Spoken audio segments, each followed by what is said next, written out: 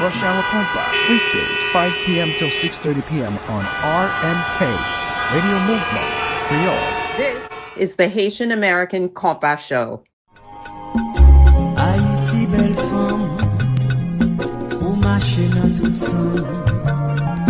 Moi, même jour, moi, vrai fou, pour avoir créé bambou.